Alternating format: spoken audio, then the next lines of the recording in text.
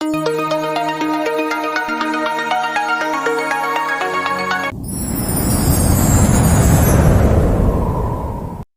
હિન્દ. ગુજરાતના અધિકારી મિત્રો, આજે આપણે પાછું બંધારણ કન્ટિન્યુ કરવાના છે. કારણ કે બંધારણનું લેવલ જ એટલું છે, ગમે એ પરીક્ષા લઈ લઉં એમાં ઘણું ખરું પૂછાય છે અને ઘણા ખરા પીવાયક્યુ પણ પૂછાય છે. એટલા માટે બંધારણ તો કરવું જરૂરી જ છે. બીજું બધું તમે સ્કીપ કરો તો હાલે, તો બંધારણ બધી એક્ઝામોમાં 30 થી પ્લસ માર્કનું હોય છે. જીપીએસસી લઈ લઉં તો 50-50 માર્ક, અને હવે તો ક્લાસ 3ની એક્ઝામોમાં 30-30 માર્કનું પૂછાવા લાગ્યું. હા, અને થોડુંક જાહેર વહીવટ હોય એના 5થી પ્રશ્ન હોય. તો બંધારણ આપણા માટે ઇમ્પોર્ટન્ટ છે. ઘણા સમય બાદ મળ્યા, કારણ કે ટાઈમ ન મળતો હતો તો ખરી. હવે આપણે એવું લાગશે તો અઠવાડિયામાં એકાદો ક્લાસ તમારો બંધારણનો અવશ્યથી લેશું. તો એ પ્રમાણે તમારો પ્રતિસાદ મળવો અવશ્યથી જરૂરી હોય. કારણ કે જો તમે કન્ટિન્યુ કરો તો મને કંઈક મજા આવે અને વિડીયો લેવાની પણ મજા આવે. કારણ કે આખો દી જો કામ એટલું હોય, જોબે જવાનું હોય, પછી થોડું ઘણું રિવિઝન ને વગેરે આની તૈયારી હોય, ઘણું ખરું હોય. એટલા માટે પછી તમારો ક્લાસ કાયમીનો રેડી કરવાનો હોય, કરંટ અફેરનો, એ બધી ઘણું હોય. એટલા માટે હવે એવું લાગશે આપણે ટાઈમ કાઢી અને તમારા માટે એક લેક્ચર અઠવાડિયામાં ગોઠવીશું. અને કરંટ અફેરના જો હવે વીકલી તો નહીં, પણ કાં 15 દિવસના કાં અથવા તો 30 દિવસના જે રિવિઝનના ક્લાસ છે ને, એ પણ આવવાના શરૂઆત થઈ જાય. એમાં તમારો પ્રતિસાદ કેવો હોય એ પ્રમાણે આગળ વધશું આપણે. એના માટે થોડોક ટાઈમ કાઢશું. તો એ પ્રમાણે આજના શરૂઆત કરીએ. તે પહેલા ખાસ કરીને ચેનલ ઉપર નવા હોય તો ચેનલને સબસ્ક્રાઇબ કરી લેવી. વિડીયો પસંદ આવે લાઈક કરવો અને તમારા મિત્રો સુધી અવશ્યથી શેર કરવો. ડેઈલી આવી માહિતી સાથે આપણે મળતા રહીશું. તો ચલીએ શરૂઆત કરીએ. તો આપણે ભારતનું બંધારણ કન્ટિન્યુ કરીએ છીએ. બંધારણ છે ભાગ 3 સુધી આપણે ભૂગી ગયા. આપણને ખ્યાલ છે મૂળભૂત અધિકારો. એમાં આપણે બંધારણીય ઇલાજોની વાત કરવાની છે. આર્ટિકલ 32 મોસ્ટ ઇમ્પોર્ટન્ટ છે, ગમે એ એક્ઝામ લઈ લેવા. પાછલા પીવાયક્યુ આપણે જોવાના જ છે આમાં. એટલે પીવાયક્યુ જોઉં ત્યારે ખબર જ પડી હે તમને. પીવાયક્યુ નો એવો હોય તો અલગથી ક્લાસ આવશે, નકર આમાં જોઈ લેવું. ટાઈમ કેવો રહે એ પ્રમાણે આધાર એ પ્રમાણે જોશું કે કેવા કેવા પ્રશ્ન પૂછાઈ ગયા અને કેવો ઇમ્પોર્ટન્ટ છે. બધું જ નવા સિલેબસ મુજબ આવી રહ્યું છે. આ બધી એક્ઝામો લઈ લેવાની તમારે, એ બધી કવર થઈ જશે. અને જ્યાં કરંટ સંલગ્ન હે ત્યાં એની પર ચર્ચા કરી લેવું. તો ચલીએ શરૂઆત કરીએ. એ પેલા ઘણો સમય થઈ ગયો, તો ફાસ્ટ એક રિવિઝન કરી લઈએ. આપણે જે મૂળભૂત અધિકારો ભણી રહ્યા છે, જે બંધારણમાં ભાગ 3માં છે. 12 થી 35માં આનો ઉલ્લેખ છે.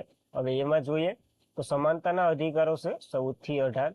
સ્વાતંત્રતાના અધિકારો છે 19 થી 22. શોષણ વિરુદ્ધ અધિકારો છે કેટલા 23 અને 24. ધાર્મિક સ્વતંત્રતાનો અધિકાર છે 25 થી 28. સાંસ્કૃતિક અને શૈક્ષણિક અધિકારો છે 29-30. મિલકતનો અધિકાર છે જે રદ કરી દીધો હતો. હવે આ તમારે કોમેન્ટ કરવાની છે, ક્યારે રદ કર્યો હતો, એક ક્વેશ્ચન માર્ક છે. બંધારણીય ઇલાજો છે જેની આજે ચર્ચા કરવાના છે.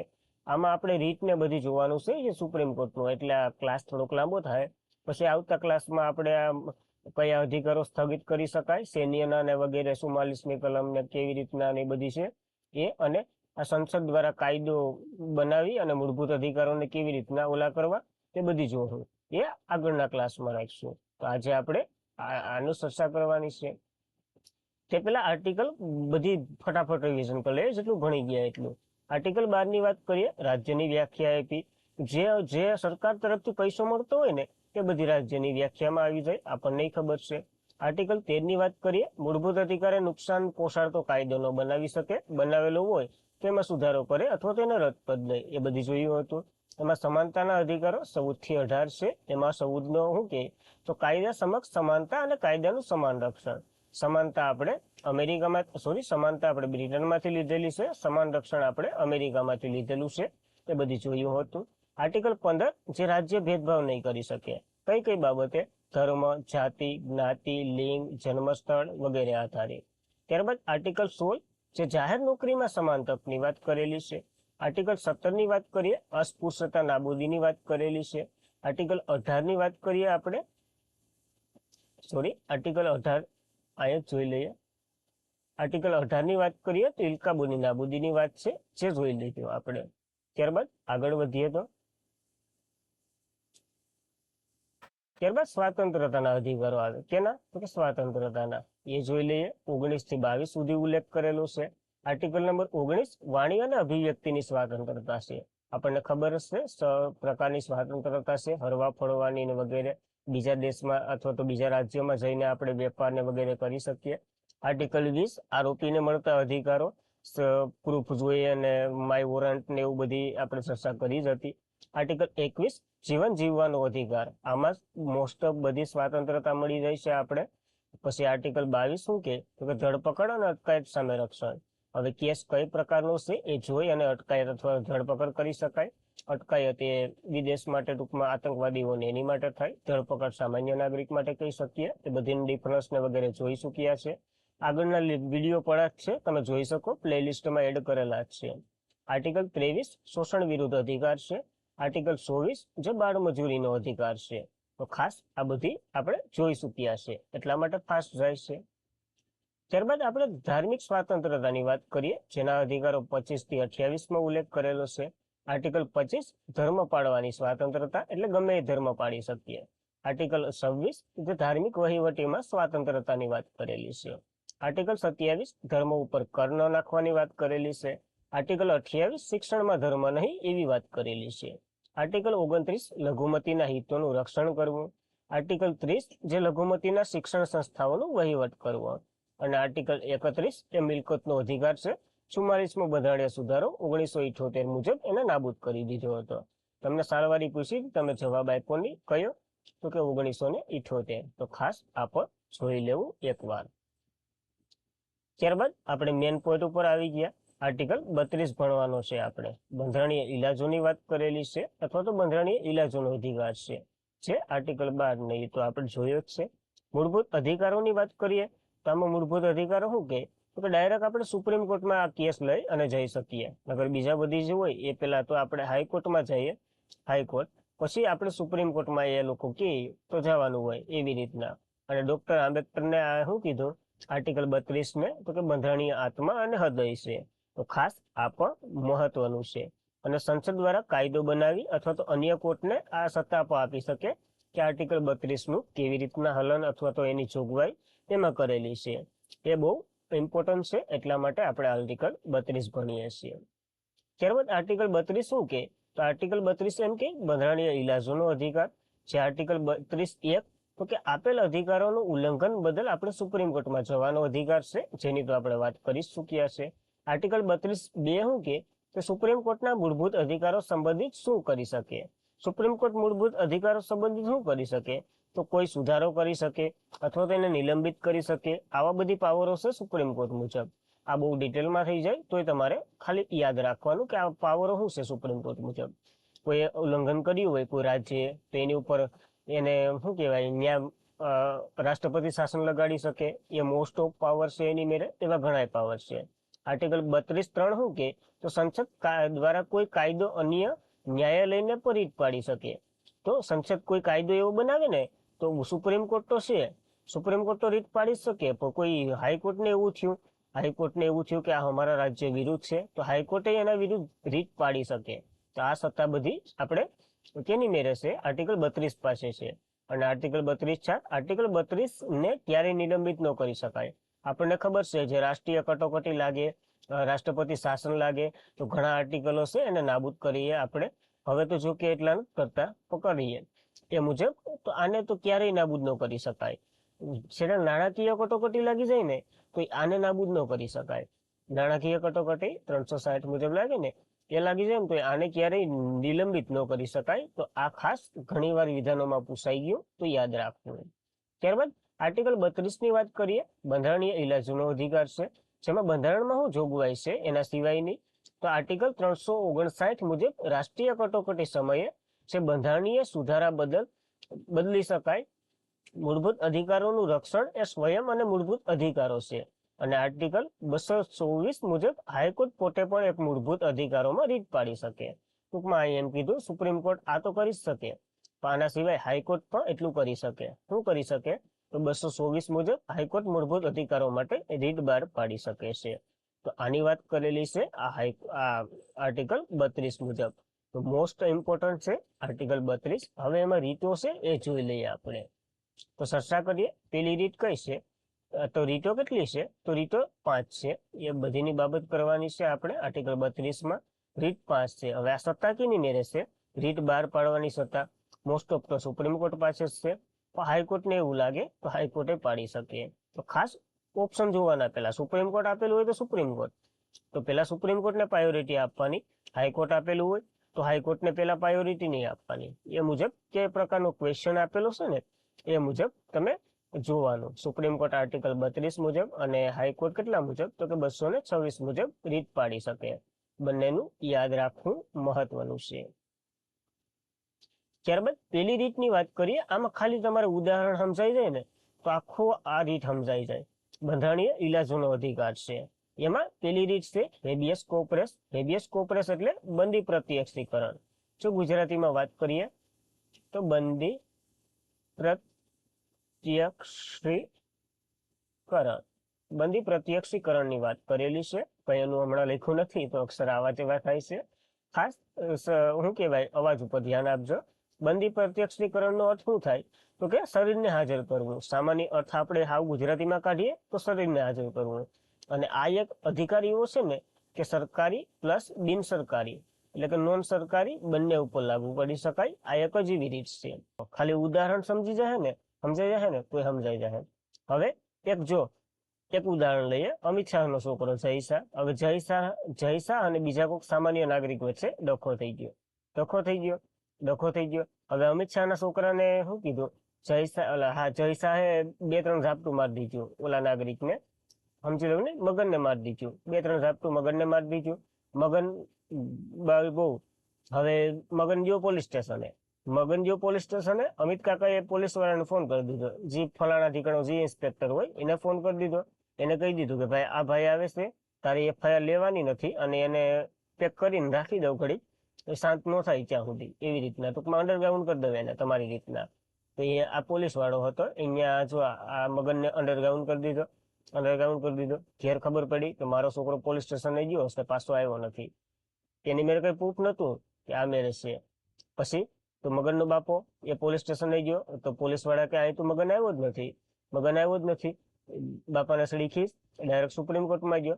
સુપ્રીમ કોર્ટમાં જઈ અને એમ કીધું કે મારા છોકરાને ફલાણું ને આવી બધી ઘટના બની.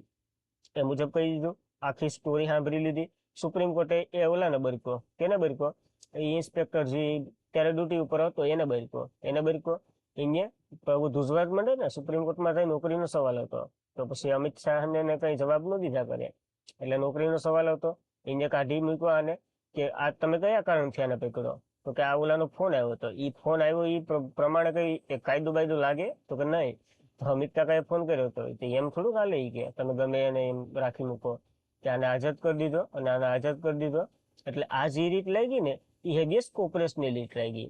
એટલા માટે ઇમ્પોર્ટન્ટ છે અને વ્યક્તિગત સ્વાતંત્રતા પાયો ગણવામાં આવે છે આ રીતને. કોઈ વ્યક્તિ અન્ય વ્યક્તિ અધિકારો દ્વારા ગેરકાયદેસર રીતે કેદ કરી શકે તો આ રીત લાગે છે. એટલા માટે જે આપણે રામકથા કરી ને એ મુજબની જ આ છે. તો ખાસ ઉદાહરણ યાદ રહી જાય તો હેબિયસ કોર્પસ યાદ રહી જાય. અને ખાલી શરીરને યાદ કરવું. આ જે શું કહેવાય, આ બધી લેટિન નામો છે એ મુજબ ઓલું થઈ જાય. તો તપાસ દરમિયાન એટલે કે ટૂંકમાં તપાસ દરમિયાન કે જે કાયદા વિરુદ્ધ લાગે તો મુક્ત કરી દેવાનો. અને આ અધિકાર સરકારી અને ખાનગી બંને વિરુદ્ધ લાગી શકે છે. એટલા માટે ઇમ્પોર્ટન્ટ છે. આના માટે એક કેસ પણ જાણીતો છે, સુનીતા બનના કેસ, જે પંડિત તરફથી કોઈ પણ અરજી કરી શકે છે અથવા તો પીડિત તરફથી કોઈ પણ અરજી કરી શકે. સમજી લો કે આ મુન્નાનો બાપો ગયો. મુન્નો તો જેલમાં હતો અથવા તો અંડરગ્રાઉન્ડ હતો એટલે મુન્નો તો ન જઈ શકે. તો મુન્નાના બાપાએ અરજી કરી તો એ પીડિત તરફથી જ થઈ ને. એટલા માટે બટ કાયદાકીય રીતે સજા હોય તો એને સજા મળે. હવે મુન્નાએ સમજી લેવું કે ઓલાને 2 ઝાપટું માર્યું હતું, જય શાહે માર્યું હતું, તો જય શાહને થોડીક સજા થાય તો એ થાય, પણ મુન્નાને કઈ ન થાય. હવે મુન્નાએ જગ્યા ઉપર મર્ડર કરી નાખ્યું હોય તો મુન્નાની સજા થાય. ફાંસી બાસી જે થતી હોય એ સજા તો એને સ્વીકારવી પડે. એમાં કઈ હેબિયસ કોર્પસ લાગુ ન પડે. તો ખાલી એટલી સજા આમાં કરેલી છે. ત્યારબાદ બીજી રીતની વાત કરીએ તો એ પણ આર્ટિકલ 32 માં જ છે. મેન્ડેમસ, જેનો અર્થ શું થાય તો કે પરમાદેશ. શું અર્થ થાય? પરમાદેશ આનો અર્થ થાય છે. આનું કારણ શું થાય તો કે આને અમે આદેશ આપીએ છીએ એવી રીતના કહેવાનું છે. આ કોઈ પણ નિગમ અથવા તો પદાધિકારી ન્યાયાલય માટે પોતાના કાયદાકીય અને બંધારણીય જવાબદારીનું પાલન ન કરતા હોય ને તેના વિરુદ્ધ લાગી પડે. આમાં આપણે વાત કરીએ તો કેરલે હમણાં જો ઘણું ચર્ચામાં હતું, કારણ કે કેરલે એક એવું પદ બનાવ્યું હતું જે આમ તો સમજી લો કે સંસદ વિરુદ્ધ હોય. સમજી લો કે અહીંયા જે રાજદ્વાર હોય ને, રાજદ્વારી, એની નિમણૂક કરી હતી. આપણે ચર્ચામાં જ હતું ઘણું કેરળ રાજદ્વારી એ કઈક દેશમાં અથવા તો રાજ્યનો રાજદ્વારી નિમણૂક કર્યો હતો કેરલે, અને એમાંથી ઘણા ડખા આવેલા હતા. ત્યારે સુપ્રીમ કોર્ટે એને એલર્ટ કર્યું હતું કે ભાઈ ધ્યાનમાં રહેજે, રાષ્ટ્રપતિ શાસન લાગી શકે. એટલા માટે જો આવી રીતના અમે આદેશ આપીએ છીએ. હવે કોઈ સમજી લો કે સુપ્રીમ કોર્ટ છે, કોઈ હાઈકોર્ટ છે. સુપ્રીમ કોર્ટ, હવે હાઈકોર્ટની સત્તા એટલી છે કે કોઈ મર્ડર વાળાને એ બધીને થોડી ઘણી સજા કરી શકે, એને ફાંસીની સજા ન આપી શકે. હવે હાઈકોર્ટે કોઈકને ફાંસીની સજા આપી દીધી હોય તો સુપ્રીમ કોર્ટ કહી દે ફાઇલ ગણાવવા દો, એ કામ તમારું નથી, અમારું છે. તો એવી રીતના કોઈ નિગમ સમજી લો. હવે એક સામાન્ય ઉદાહરણ લઈએ. જો રેલવે સ્ટેશને આપણે પોલીસ વાળાને જોયા હોય, જે પોલીસ વાળા હોય, તમે હોમગાર્ડ જે ગણતા હોય, એ સિક્યોરિટી માટે હોય. એનો હક એ નથી થતો કે તમારી ટિકિટ સંભાળે અથવા તો દેખે. તો એનો અર્થ એ નથી થતો, ટિકિટ જોવાનો એનો અર્થ નથી થતો, કારણ કે ટિકિટ જોવાનો માત્ર ટીટીનો અર્થ થાય. હવે આ પોલીસ વાળો એમ કે ક્યાં તારી ટિકિટ, એ સામાન્ય નથી. એને કહી દેવાનું કે મેન્ડેમસ, એટલે કે તારી હદમાં રહીને તારું કામ કર, એ સામાન્ય અર્થ આનો થાય છે. તો યાદ રાખવો. માત્ર સરકારી એટલે કે રાષ્ટ્રપતિ, રાજ્યપાલ, ખાનગી વિરુદ્ધ થઈ શકે, સુપ્રીમ કોર્ટ, હાઈકોર્ટ વગેરે વિરુદ્ધ થઈ શકે છે આ રીત. આ મેન્ડેમસ નો કમાલ છે, તો એ પણ યાદ રાખવું. એનો અર્થ પરમાદેશ થાય છે. ત્યારબાદ આપણે ત્રીજી રીતની વાત કરીએ તો પ્રોહિબિશન, જે માત્ર ન્યાયિક, અર્ધન્યાયિક સંસ્થાઓ વિરુદ્ધ જ લાગી પડી શકે છે. ટૂંકમાં નિચલી અદાલતને ન્યાય ક્ષેત્રની બહાર કામ કરે, જે આપણે હાઈકોર્ટનું ઉદાહરણ લીધું હતું ને, એ જ આખું લાગે. અથવા તો તાબા હેઠળની અદાલતો હોય ને, જે તાબા હેઠળની અદાલતો શું હોય, એને કેસો કેવા હોય, છૂટાછેડા, મિલકતનો કોઈ નાનો અમથી 5,000 ને 10,000 નો ને એવો કેસ આવતો હોય, એ જ એનું કામ હોય. એના વિરુદ્ધ એનો જઈ શકે.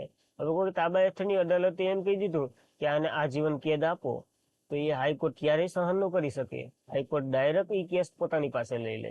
એવી રીતના કંઈક છે પ્રોહિબિશન.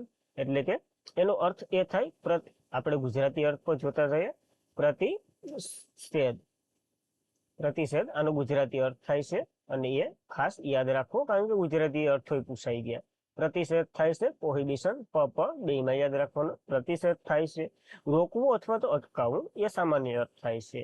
એટલા માટે યાદ રાખવું. જ્યારે આ રીત બહાર પાડવામાં આવે ત્યારે ન્યાયિક પ્રક્રિયા ચાલુ હોવી એ જરૂરી છે. હવે સમજી લો કે તાબા હેઠળની અદાલતે જો કોઈને કહી દીધું કે ભાઈ તારે આજીવનની સજા, અને એ કેસમાં શું કહેવાય, આમ પેન બેન તૂટી જાય. આપણને ખબર જ રહે, જ્યારે સુપ્રીમ કોર્ટ કે હાઈકોર્ટ ફાંસીની સજા આપે ત્યારે પોતાની પેન તોડે છે જજ. હવે પેન તૂટી જાય તો પછી કઈ ન થાય. હવે સજા સુનાવવાની બાકી હોય ને આખા ગામમાં એવી રીતના અફવા ઉડી ગઈ હોય કે આવી રીતના ને આવી રીતના થઈ ગયું, તો પછી આ રીત લાગી શકે. એટલા માટે ઇમ્પોર્ટન્ટ છે. ત્યારબાદ સર્ટિયોરી. સર્ટિયોરી મહત્વની છે, કારણ કે એનો અર્થ, ગુજરાતી અર્થની વાત કરીએ તો ઉત્પ્રેક્ષણા થાય છે. આનો ગુજરાતી અર્થ ઉત્પ્રેક્ષણા થાય છે. ઇમ્પોર્ટન્ટ છે. ન્યાયિક, અર્ધન્યાયિક સંસ્થાઓ અને વહીવટી સંસ્થાઓ વિરુદ્ધ થઈ શકે છે. નીચલી અદાલતો ન્યાય ક્ષેત્રની બહાર કેસો લડે, જે આપણે આગળનું ઉદાહરણ લીધું હતું એ જ બધીમાં સંલગ્ન છે. અને આ સર્ટિયોરી અને પ્રોહિબિશન એ બંને તો આમ સેમ હાલે. આ ન્યાયિક ક્ષેત્રની બહાર જે કેસો હોય ને એ બધીમાં હાલે. ટૂંકમાં આ સમજી લો કે આ એવા કેસોની વાત કરે. સમજી લો કે હાઈકોર્ટે કોઈને ફાંસીની સજા આપી દીધી, તો એને પાછો સુધારો કરવો હોય ને તો એ સુપ્રીમ કોર્ટમાં જઈ શકે. જેને ફાંસી આપી હોય ને એ વ્યક્તિ જઈ શકે. હાઈકોર્ટ પોતાની ફાઇલ ન મોકલે. જે સમજી લો કે મગનને સજા આપી દીધી ભાઈ સુપ્રીમ કોર્ટમાં, હાઈકોર્ટમાં, કે તને ફાંસી છે, તો એ પછી સુપ્રીમ કોર્ટમાં જાય તો એ કાયદો બદલી અથવા તો એ ચુકાદો બદલી શકે, ત્યાં સિવાય ન બદલી શકે. અને સજા જે સંભળાવી દે પછી કાર્યની બહાર અથવા તો સજા કરી હોય એ મુજબ, ટૂંકમાં વાત કરી એ મુજબ જ તે આખી સર્ટિયોરી, અને એનો અર્થ ઉત્પ્રેક્ષણા થાય છે. તો ખાસ આ ઇમ્પોર્ટન્ટ યાદ રાખવી. ત્યારબાદ આર્ટિકલ 32 કોવરંટો. કોવરંટો ખાસ ઇમ્પોર્ટન્ટ છે, ઉપર મગાવવું. ટૂંકમાં વ્યક્તિ દ્વારા ગેરકાયદેસર રીતે કોઈ પણ પદ ગ્રહણ કરી લીધું હોય ને એના માટે આ છે. અને આ કોવરંટોનો શું કહેવાય, ઓલો અર્થ થાય છે અધિકાર પૂછા. અધિકાર પૂછા. તો ખાસ અધિકાર યાદ રાખવાનો કે તને શા અધિકાર છે, અથવા તો તને કયો અધિકાર છે કે તું આવું બધી કરી શકે છે, એ મુજબ છે, કયા અધિકારથી તને આ સત્તા મળી છે એ મુજબ. હવે સમજી લો, કોઈ હાઈકોર્ટની ભરતી છે, હવે એમાં ગેરકાયદેસર રીતે 2-3 છોકરા લાગ્યા. હાઈકોર્ટ પિયુનની જ ભરતી છે, હવે એમાં ગેરકાયદેસર રીતે 2-3 છોકરા લાગ્યા અને પછી ત્યાં દાદાગીરી કરતા હોય, પૂછણું ઢીકણું ને એ બધું થતું હોય, તો એ મુજબ હવે તમે એને પૂછી શકો તારે કઈ સત્તા છે અથવા તો તારું કયું ઓલું છે, એ મુજબ તું આ બધી કહી રહ્યું છે. લાગુ કેના ઉપર પડે તો સરકારી અને જાહેર અધિકારી વગેરે ઉપર. કોઈ ગામનો સરપંચ એમ કે અલે વાવેતરનો દાખલો તને આપું, હમણાં વાવેતરના દાખલા બહુ આવેલા હતા, તો એ ઉદાહરણ લાગુ પડે. વાવેતરનો દાખલો હું આપી દઉં તો એની મેરે ક્યારેય હક નથી. ત્યાંનો તલાટી ડાયરેક્ટ કહી શકે તો કયા અધિકારથી તું આ દાખલો આપે, એ મુજબ યાદ રાખવું. અને અપવાદમાં તો આમાં મંત્રીમંડળ અને ખાનગી વ્યક્તિ વિરુદ્ધ આ ન થઈ શકે. તો ખાસ ઇમ્પોર્ટન્ટ છે, કારણ કે ખાનગી વ્યક્તિ તો કેને જ લાગ્યા હોય, માત્ર સરકારી અને જાહેર અધિકારી વિરુદ્ધ લાગી શકે આ કેસ. તો એ પણ ઇમ્પોર્ટન્ટ છે, એટલા માટે યાદ રાખવું. ત્યારબાદ કોવરન્ટની ઘણી શરતો છે, એ પણ જોઈ લઈએ. સરકાર 5 વર્ષની પરમિટ કરે છે અને તે તમારી જગ્યાએ આવ્યો હોય, પરીક્ષા જ ન આપી હોય, એવા વગેરે કારણોથી પીડિત વ્યક્તિ અથવા તો વ્યક્તિ જ કરી શકે. હવે તમે હાઈકોર્ટ પ્યુનની પરીક્ષા જ ન દેવા ગયા હોય અને તમે રીત જારી કરો કોવરન્ટોની, તો એ ગેરકાયદેસર ગણાય, કારણ કે ભાઈ તું તો પરીક્ષા જ દેવા નહીં ગયો, તારાથી કરી જ ન શકાય ને. હા, અને પગાર પાછો લેવામાં ન આવી શકે, સજા અને ચુકાદો જે મળે એ સ્વીકારવો પડે, અને જ્યાં સુધી પગાર ખાતો હોય ત્યાં સુધી પોતાનો એ મુજબ આલી શકે. તો આ ઘણી શરતો પર છે, એમને તો ન લાગુ પડી શકે, તો એ પણ યાદ રાખવું. આ પાછું રીતિ જ છું તો આને માઇનસ કરી નાખજો. બસ આજના માટે એટલું જ હતું. આપણે 5 રીતો ભણ્યા છે, 1, 2, 3, 4 અને 5. ખાલી ફટાફટ રિવિઝન કરી લઈએ. પેલી કઈ હતી તો હેબિયસ કોર્પસ, જેનો અર્થ બંદી પ્રત્યક્ષીકરણ થતું હતું અને એ શરીર હાજર કરવાની વાત કરેલી હતી. સરકારી અને ખાનગી બંને વિરુદ્ધ થઈ શકતું હતું. બીજી રીતની વાત કરીએ, પરમા આદેશ. પરમા આદેશ, પરમા આદેશ એટલે મેન્ડેમસ, એનો અર્થ એ થતો હતો એ તો કે અમે આદેશ આપીએ છીએ, ઉપર મગાવવાની વાત કરેલી હતી. ત્રીજી રીતની વાત કરીએ તો પ્રોહિબિશન. પ્રોહિબિશનની વાત કરેલી છે, જે પ્રત્યક્ષીકરણ, પ્રતિષેધ, પ્રતિષેધ આનો અર્થ થતો હતો. ત્યારબાદ ચોથી રીતની વાત કરીએ તો કોવરંટો, ક્રોવરંટો, અને એનો અર્થ તો કે ઉત્પ્રેક્ષણા થતો હતો. ઉત્પ્રેક્ષણા એને રોકવું અથવા તો અટકાવવું, એવો સામાન્ય અર્થ તમે ગણી શકો. અને 5મી રીતની વાત કરીએ તો શું કહેવાય, સલ્ટીયોરી. સલ્ટીયોરીની વાત કરીએ તો અધિકાર પુરુષાની વાત કરેલી છે. અધિકાર પુરુષા એટલે કે અમે તમારો અધિકાર પૂછીએ છીએ કે તમે કયા કારણથી આ પદ ઉપર આવ્યા છે. આ બધી વાત કરેલી છે આ 5 રીતમાં. અને આજના માટે એટલું જ હતું. ખાસ કરીને મિત્રો, તમને ભણવાની તો મજા આવે છે ને, અને બધી ક્લિયર સમજાય છે ને. ખાસ કરીને ન સમજાય ને તો પાછો વિડીયો જોવો, એનાથી પણ ન સમજાય તો એકવાર સારી એવી કોમેન્ટ કરી દેવી. પૂરેપૂરો પ્રયત્ન કરશું જવાબ આપવાનો. ન આપીએ તો ઘણા સોશિયલ મીડિયાથી આપણે સંકળાયેલા જ છે. ટેલિગ્રામમાં તમારે જોઈન્ટ થઈ જવું, ડેઈલીની PDF, ક્વિઝ વગેરે માટે મળતી જ રહે, તેના માટે જોઈન્ટ થઈ જવું. વિડીયો પસંદ આવે લાઈક કરો, શેર કરો અને તમારા મિત્રો સુધી અવશ્યથી સબસ્ક્રાઇબ કરી લેજો. અને આનો ટાર્ગેટ રાખીએ છીએ આપણે 150 વ્યૂઝનો રાખીએ છીએ. 150 વ્યૂઝ થઈ જાય એટલે બીજો વિડીયો આવશે. હવે તમારી ઉપર છે, આખો કેવી રીતના આવશે એ તમારી હાથમાં છે. તો આજના માટે એટલું જ હતું. જય હિન્દ, જય ભારત.